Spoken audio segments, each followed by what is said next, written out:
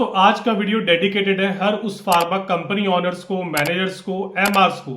जो ये सोचते हैं कि डॉक्टर से प्रिस्क्रिप्शन या रिलेशन सिर्फ और सिर्फ फ्री बीज के दम पे ही बन सकते हैं। देखिए दोस्तों, सच थोड़ा कड़वा है, बट अगर ऐसा होता कि डॉक्टर से रिलेशन या प्रिस्क्रिप्शन सिर्फ फ्री बीज के बेसिस पे ही आते तो शायद सबसे ज्यादा रिलेशन या सबसे ज्यादा प्रिस्क्रिप्शन स्टेशनरी कंपनीज को या गिफ्टिंग कंपनी को ही मिल रहे होते। देखिए दोस्तों, अपने 18 साल के सेल्स करियर में मैंने क्या देखा है कि मेडिकल रैप मैनेजर सुबह अपने घर से 9 बजे निकलते हैं, साथ में अपने एक एक्स्ट्रा बैग कैरी करते हैं जिसके अंदर गिफ्ट्स होते हैं और वो डॉक्टर की कॉल करने जाते हैं। डॉक्टर की कॉल के लिए 2 से 3 घंटे वेट करने के बाद जब उनकी कॉल का नंबर आता है, वो अपने बैग से डॉक्टर को पेन, टेबल टॉप या जो भी उनकी कंपनी से स्टेशनरी गिफ्ट आइटम आती है, डॉक्टर को निकाल के उसकी टेबल पे रख आते हैं और बाहर आके सोचते हैं कि आज तो मेरी कॉल सक्सेसफुल हो गई, आज तो मेरे डॉक्टर से बहुत अच्छा रिलेशन बन गया या डॉक्टर से मुझे अब 100% प्रिस्क्रिप्शन मिल जाएगा। तो देखिए दोस्तों, यहाँ पे क्या हुआ, यहाँ पे सिर्फ ना एक ट्रांजेक्शन हुआ और ट्रांजेक्शन और रिलेशनशिप में ना बहुत ज्यादा फर्क होता है। और वो क्या फर्क होता है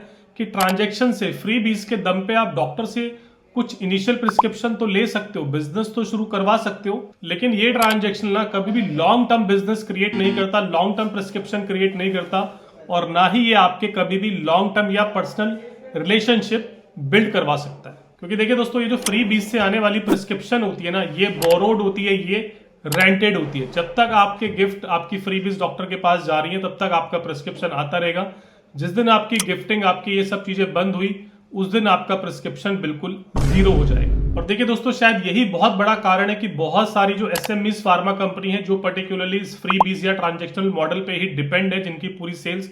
उनकी सेल्स एकदम से ही बैठ जाती है। उनकी सेल्स का जो ग्राफ होता है ना, वो बहुत ज्यादा जिग-जैग होता है। और ये जो फार्मा कंपनी ओनर्स होते हैं ना, इनका जो पूरा फोकस होता है वो इसी गिफ्टिंग, इसी फ्री बीज को प्लान करने के लिए होता है कि पूरे साल में हमें क्या गिफ्टिंग करनी है, दिवाली पे क्या गिफ्टिंग करनी है, रेगुलर क्या गिफ्टिंग करनी है। और दोस्तों, यदि आपकी कंपनी की सेल्स भी ना पूरी तरीके से इन फ्री बीज या ट्रांजेक्शनल मॉडल पे बेस्ड है ना, तो अपने आप से आपको ये सवाल जरूर पूछना चाहिए कि जिस दिन ये गिफ्टिंग या ट्रांजेक्शन डॉक्टर के बीच में बंद हो गया,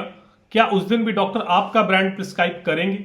और देखिए दोस्तों, यदि इस सवाल का जवाब ना है ना, तो आप लोग दोस्तों एक बहुत बड़ी प्रॉब्लम में। और वो प्रॉब्लम क्या है कि दोस्तों, हम लोग अपनी कंपनी की जो टीम है वो इसी फ्री बीज के ऊपर ही बिल्ड कर रहे हैं। और हम लोग क्या कर रहे हैं, हम लोग ना एक रेंटेड आर्मी बना रहे हैं कि आप समझिए, आज आपके पास एक बजट है, लेकिन कल के दिन को कोई ऐसा कंपटीटर आएगा जिसके पास आपसे भी ज्यादा बजट होगा, तो आपके जो प्रिस्क्राइबर्स होंगे ना, वो आप देखना आपका ब्रांड से शिफ्ट कर जाएंगे। और इससे भी ज्यादा पता डेंजरस क्या है कि हम लोग वो जो फ्री बीज कल्चर से जो हम अपनी टीम को या एमआर के माइंडसेट को डेवलप कर रहे हैं ना, उस माइंडसेट के साथ जो आपका एमआर है, जो आपकी सेल्स टीम है, वो सिर्फ और सिर्फ एक डिलीवरी बॉय बन के रह जाते हैं कि आपके एमआर या आपकी सेल्स टीम के पास ना ही कोई प्रोडक्ट नॉलेज होती है, ना ही कोई सेलिंग स्किल्स होते हैं, ना ही वो डॉक्टर कन्वर्जन में इतने ज्यादा इंटरेस्टेड होते हैं या कंफर्टेबल होते हैं। और इस तरह के कल्चर में ना 1 साल अगर आपकी टीम काम कर लेती है, तो आपकी सेल्स टीम गिफ्ट तो डॉक्टर को डिलीवर करती रहेगी, लेकिन डॉक्टर को कन्विंस करने के लिए आपके प्रोडक्ट के ऊपर एक भी साइंटिफिक लाइन या एक भी साइंटिफिक कन्वर्सेशन वो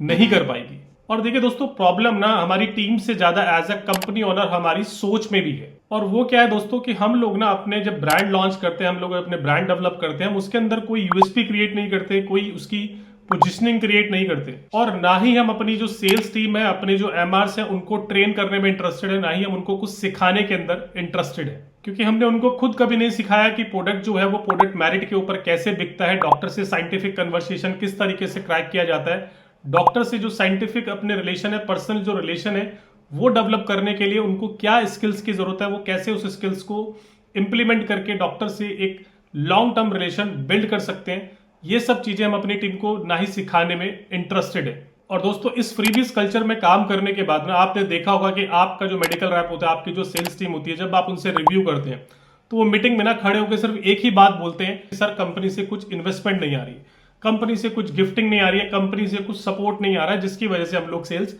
नहीं कर पा रहे हैं। बेसिकली आप उनको क्या कर रहे हो, आप उनको एक पैरालाइज कर रहे हो। और ये जो पैरालाइसिस की डिसीज है ना कहीं फिर ये आपको लॉन्ग टर्म में बहुत ज्यादा नुकसान पहुंचाती है। आइए देखिए दोस्तों, अब तो हमने बात कर ली प्रॉब्लम की, अब हम बात करते हैं कि इस प्रॉब्लम का क्या सोल्यूशन है, कैसे हम लोग अपनी कंपनी में इस प्रॉब्लम को ठीक कर सकते हैं। तो देखिए दोस्तों, अगर हम इस प्रॉब्लम के सोल्यूशन की बात करें तो सबसे पहला सोल्यूशन है प्रोडक्ट डेवलपमेंट। देखिए दोस्तों, फार्मा कंपनी में सक्सेस पाने के लिए ना जो सबसे पहली सीढ़ी है, जो सबसे पहला स्टेप है, वो है आपको अपना कंपनी में एक अच्छा इनोवेटिव यूनिक प्रोडक्ट डेवलप करना है। आपने अपने प्रोडक्ट के अंदर कुछ ना कुछ यूनिकनेस, कुछ ना कुछ इनोवेशन जरूर की हो, और वो इनोवेशन, वो यूएसपी पेशेंट को डायरेक्टली बेनिफिट पहुंचाती हो। देखिए, सिर्फ कंपटीटर की प्रोडक्ट की सक्सेस को देख के कॉपी पेस्ट करके प्रोडक्ट लॉन्च करना अब बंद करो। हमेशा प्रोडक्ट लॉन्च करने से पहले अपने आप से ये सवाल पूछो कि अगर मैं ये प्रोडक्ट डॉक्टर के चैम्बर में लेके जाऊं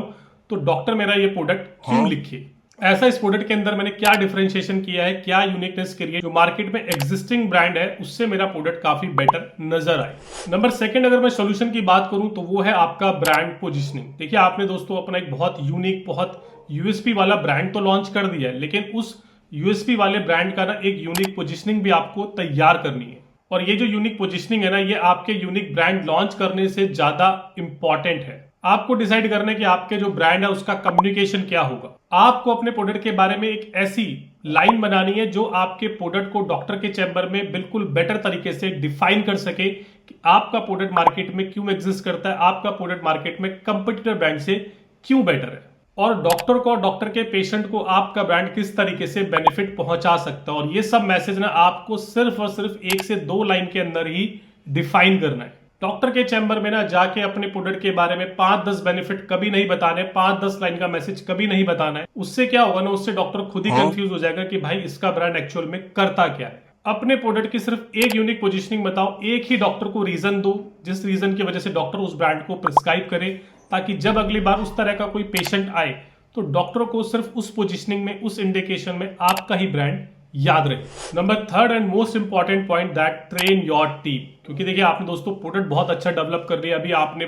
ब्रांड कम्युनिकेशन, ब्रांड पोजीशनिंग बहुत अच्छी बना ली, लेकिन यदि आपने अपनी टीम को उस ब्रांड कम्युनिकेशन, प्रोडक्ट नॉलेज के ऊपर प्रिपेयर नहीं किया, आपने अपनी टीम को यह नहीं सिखाया कि उस यूनिक ब्रांड का यूनिक मैसेज डॉक्टर के चैम्बर में किस तरीके से पहुंचाना है, या उस यूनिक ब्रांड के ऊपर हो सकता है डॉक्टर के कुछ ऑब्जेक्शन आए। यदि आपने अपने मेडिकल रैप को, अपनी सेल्स टीम को ऑब्जेक्शन हैंडलिंग नहीं सिखाई तो आपका अच्छा ब्रांड, आपका अच्छा कम्युनिकेशन भी कुछ नहीं कर पाएगा। और आपकी टीम भी आपके प्रोडक्ट का मैसेज डॉक्टर को अच्छे से तभी डिलीवर कर पाएगी जब वो खुद उस ब्रांड को लेके कॉन्फिडेंट हो, प्रिपेयर हो। तो सबसे पहले आपने दोस्तों अपनी टीम के लिए प्रोडक्ट ट्रेनिंग प्रोग्राम ऑर्गेनाइज करना है, और साथ ही साथ प्रोडक्ट ट्रेनिंग के अलावा ना उनके सेलिंग स्किल्स के ऊपर भी काम करना है। और वो सेलिंग स्किल्स क्या है कि how to develop relation with the customer, how to open a conversation with the customer, how to handle doctor objection, doctor engagement। ये सब स्किल्स ना आपको अपनी टीम को रेगुलर सिखाने हैं। क्योंकि देखिए दोस्तों, जितनी ज्यादा आपकी स्किलफुल टीम होगी ना, आप देखना आपकी फार्मा कंपनी में उतनी ही ज्यादा सस्टेनेबल ग्रोथ भी आएगी। चलिए दोस्तों, अभी आप लोग ही मुझे बताइए कि 2 कंपनी है, एक कंपनी सिर्फ फ्रीबीज पे फोकस करती है और दूसरी कंपनी अपने मेडिकल रैप को, अपनी सेल्स टीम को प्रोडक्ट नॉलेज, सेलिंग स्किल्स के ऊपर ट्रेन करती है, यूनिक यूएसपी वाले ब्रांड लॉन्च करती है, ब्रांड कम्युनिकेशन के ऊपर काम करती है, ब्रांड पोजीशनिंग के ऊपर काम करती है, डॉक्टर के साथ वैल्यू एडिशन, रिलेशनशिप बिल्डिंग में काम करती है, और साथ ही साथ डॉक्टर को कुछ वैल्यूबल या स्मॉल इनपुट्स भी रेगुलर प्रोवाइड करती है। तो आप मुझे बताइए कि 5 साल बाद कौन सी कंपनी मार्केट में ज्यादा स्ट्रांग होगी, कौन सी कंपनी मार्केट में ज्यादा सस्टेनेबल ग्रोथ ला पाएगी। तो देखिए दोस्तों, जवाब आपको खुद पता है। यही दोस्तों फर्क होता है एक शॉर्ट टर्म बिजनेस में और लॉन्ग टर्म ब्रांड बिल्डिंग में। और जाते जाते एक और बात शायद आपको कड़वी लगे कि बहुत सारी फार्मा कंपनी ना गिफ्टिंग को ही डॉक्टर इंगेजमेंट समझती है, जबकि असली डॉक्टर इंगेजमेंट होता है डॉक्टर को कॉन्फिडेंस देना, डॉक्टर की प्रैक्टिस में वैल्यू एडिशन करना, डॉक्टर को एजुकेट करना, डॉक्टर की जो पेशेंट आउटकम है उसको इंप्रूव करना, एंड डॉक्टर की प्रैक्टिस को समझ के मीनिंगफुल कन्वर्सेशन करना। तो एट लास्ट दोस्तों, एक लाइन आप जरूर याद रखिए कि फ्रीबीज प्रिस्क्रिप्शन शुरू तो करवा सकती है, लेकिन हमेशा लॉन्ग टर्म जो रिलेशनशिप बिल्डिंग होती है ना, वही एक सस्टेनेबल और प्रॉफिटेबल बिजनेस ग्रोथ ला सकती है। तो देखिए दोस्तों, यदि आप लोग भी एक फार्मा कंपनी ऑनर है तो अपना जो ट्रेनिंग बजट और अपना जो ये गिफ्टिंग फ्रीबीज बजट है, दोनों को एक साथ रखिए और फिर देखिए कि आपकी कंपनी किस तरीके से सस्टेनेबली, प्रॉफिटेबली ग्रो करती है।